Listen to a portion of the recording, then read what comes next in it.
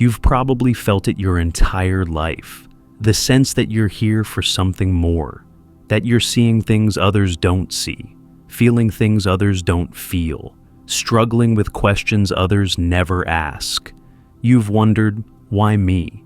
Why can't I just be normal? Why does my consciousness work differently than everyone else's? Carl Jung discovered something that will change how you see yourself. Certain people are psychologically structured for higher consciousness, not chosen by God or destiny, but built through life circumstances to access levels of awareness most people never reach. And if you've been struggling your whole life with this sense of being different, Jung would say, you weren't imagining it, you were being prepared. Today, I'm revealing why Jung said certain individuals are chosen, not by the universe, but by their own psychological development, for consciousness most people will never experience. And if you recognize yourself in these reasons, everything about your difficult life suddenly makes sense. Here's what Jung understood that changes everything. Higher consciousness isn't randomly distributed. It emerges in people who've developed specific psychological capacities, usually through suffering, crisis, or experiences that force them to go deeper than normal life requires.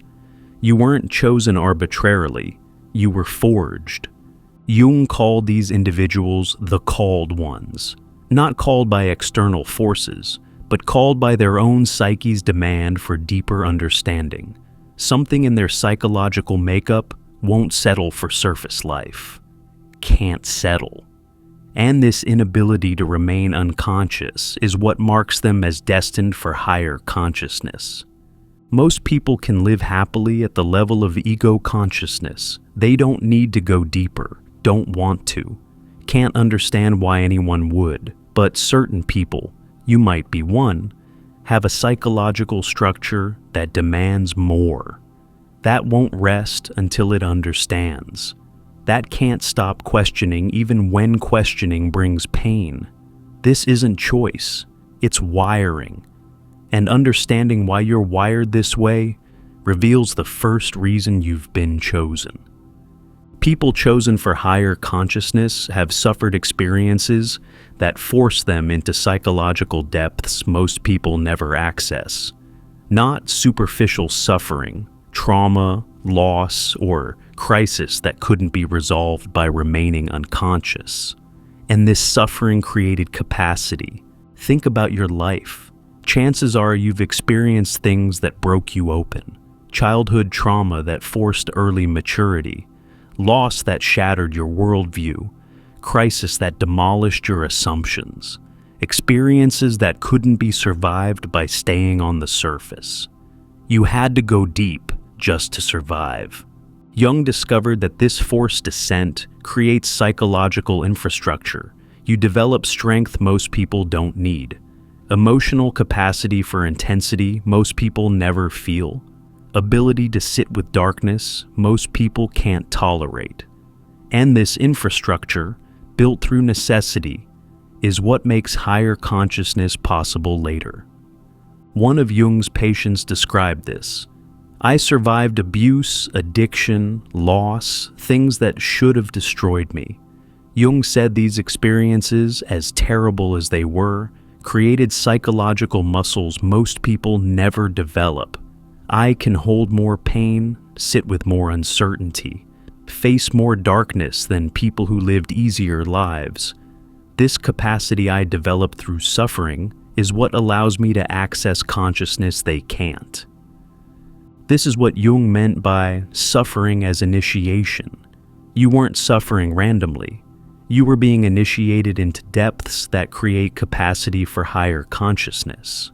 The pain forged you into someone capable of holding what most people can't hold. You'll recognize this if your life has been unusually hard. If you've survived experiences that gave you no choice but to develop psychological strength. If you're more resilient, deeper, more capable than your circumstances should have created. Your suffering wasn't punishment, it was preparation. But suffering alone doesn't choose you. The second reason reveals another essential quality. Jung's second insight. You've been chosen because your psyche has an unusual intolerance for unconsciousness, not moral judgment, psychological inability. When you try to live unconsciously like everyone else, your system rejects it. And this rejection is what drives you toward higher consciousness. Most people can sleepwalk through life, follow scripts, accept narratives, live unconsciously, and they're fine. But certain people, you're probably one, become psychologically ill when they try to remain unconscious. Your body creates symptoms. Your mind creates crisis. Your psyche forces you to wake up. One of Jung's analyses described this. I tried to live normally, get the job, the house, the family, the standard life, but I kept getting sick. Anxiety, depression, physical symptoms with no medical cause. Every time I tried to conform to unconscious living, my body revolted. Jung explained, my psyche was rejecting unconsciousness. It was demanding I live consciously, and when I refused, it made me sick until I had no choice. This is what Jung called the psyche's refusal. You can't remain unconscious even if you want to. Your system won't allow it. When you try to live on the surface, something inside you creates crisis that forces depth. This isn't your choice. It's your psyche choosing for you. You'll recognize this if you've tried to live normally and failed, if conforming makes you sick, if following the standard path creates inexplicable crisis. Your psyche is choosing higher consciousness for you by making unconsciousness unbearable. But intolerance for unconsciousness is just one marker. The third reason reveals a different kind of selection. Here's what Jung discovered. People chosen for higher consciousness have a psychological hunger for truth that won't be satisfied by comfortable lies, not intellectual curiosity, existential demand. They need to know what's real, even when truth is painful. And this hunger is what drives them beyond normal consciousness. Think about yourself. You probably can't accept easy answers, can't believe comfortable narratives, can't stop questioning even when everyone tells you to. Something in you demands truth with an intensity that makes you difficult, intense, exhausting to be around, but you can't stop. Jung observed that this hunger isn't choice, it's drive. Like thirst or hunger for food, the need for truth is a psychological imperative in certain people. They'd rather face devastating truth than live with comforting lies. And this preference is rare. Most people choose comfort over truth every time. One of Jung's patients described this drive. I couldn't stop asking questions everyone else seemed fine not asking. What's the meaning of life? Why do we suffer? What happens after death? My family thought I was depressed. My friends thought I was overthinking, but I couldn't stop. Jung said I had what he called sacred hunger, a psychological need for truth that wouldn't be satisfied by surface answers. This hunger was what would drive me to higher consciousness. This is what Jung meant by the truth imperative. You're not choosing to question, you're compelled to. Your psyche demands truth even when truth is uncomfortable, and this demand is what won't let you rest at normal consciousness levels. You'll notice you can't stop questioning, can't accept because that's how it is as an answer, can't settle for surface explanations. This makes you difficult, but it's also what marks you as chosen for deeper understanding. But truth hunger is just one quality. The fourth reason reveals something you've probably struggled with your whole life. If you're recognizing yourself, suffering that forced depth, intolerance for unconsciousness, insatiable truth hunger, Jung would say, these aren't burdens. They're the very things that qualify you for consciousness most people never access. Before we continue, Check out our new guide, True Self-Discovery, with 24 practical reflection exercises designed to help you find your way within. Click below to get True Self-Discovery. Now, these final reasons reveal the responsibility that comes with being chosen. Jung's fourth observation. You've been chosen because you have an unusual ability to see through collective illusions that most people accept unconsciously.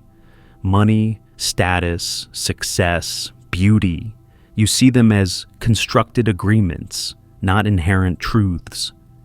And this seeing is both gift and curse. Most people participate unconsciously in collective beliefs. They believe what society tells them matters. They pursue what culture says is valuable. They accept collective reality without questioning. But certain people, probably you, can't maintain these beliefs. You see through them naturally. One of Jung's analysans described this clarity. Everyone around me was working toward promotions, bigger houses, more status. And I could see it's all arbitrary. We've just agreed these things matter. There's nothing inherently meaningful about them. I couldn't unsee this. Jung said I developed what he called penetrating vision, ability to see through collective constructions to the emptiness beneath. This vision isolates you, but it's also what allows higher consciousness. This is what Jung meant by freedom from collective hypnosis. Most people are hypnotized by cultural narratives they never question. But you can't be hypnotized. You see the illusion. And while this makes you a misfit in society, it's exactly what allows you to access consciousness beyond the collective. You'll recognize this if you've always felt like you're seeing something everyone else is missing. If you can't take seriously what everyone else takes seriously. If you feel like you're awake in a world of sleepwalkers. This vision is why you're chosen. You can perceive beyond consensus reality, but seeing through illusions requires something else. The fifth reason completes the picture. Jung's final marker. You've been chosen because you have the capacity to stand alone, not just tolerate aloneness, exist completely alone without losing yourself. And higher consciousness requires this capacity because it inevitably separates you from collective consciousness. Most people's sense of self requires others. They need validation, belonging, consensus to know who they are and what's real. Remove social confirmation and they fall apart. But certain people, you're likely one, have an internal stability that doesn't depend on others. You can be utterly alone and remain intact. One of Jung's most developed patients described this.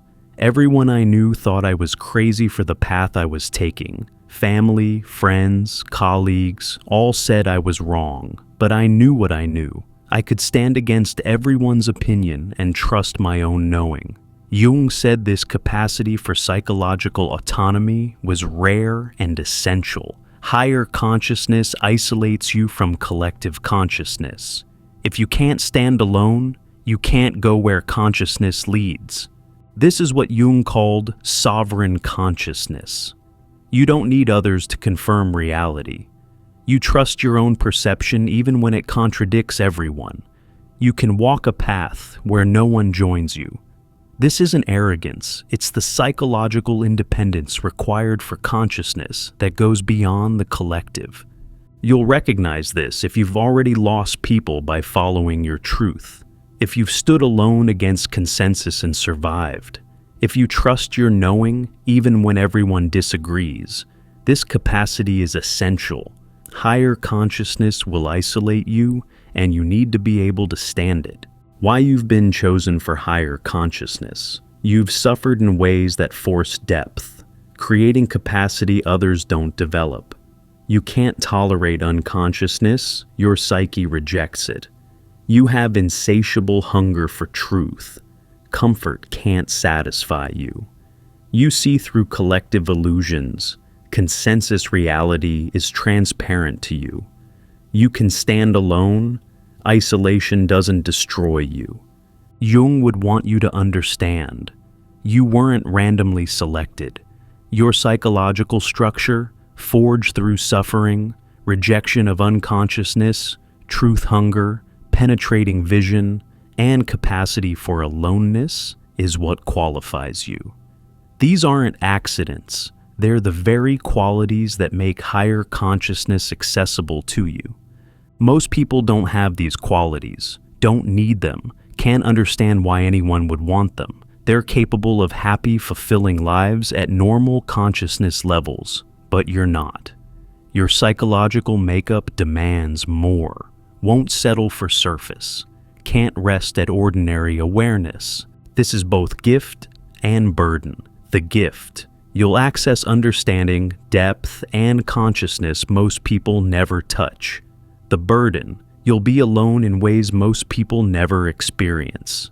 You'll see what they can't see, feel what they can't feel, know what they can't understand. And the gap between your consciousness and theirs will often be unbridgeable. If you recognized yourself in these reasons, if your suffering forced depth, if unconsciousness makes you sick, if you hunger for truth, if you see through illusions, if you can stand alone, Jung would tell you, this is why your life has been so difficult. You were being prepared for something most people never attempt. Stop wishing you were normal. You're not built for normal. Your psychological structure is designed for consciousness that goes beyond the collective. The suffering that shaped you, the isolation you've endured, the questions that won't leave you alone, these weren't punishments. They were preparation. You've been chosen not by destiny, but by your own psychological development.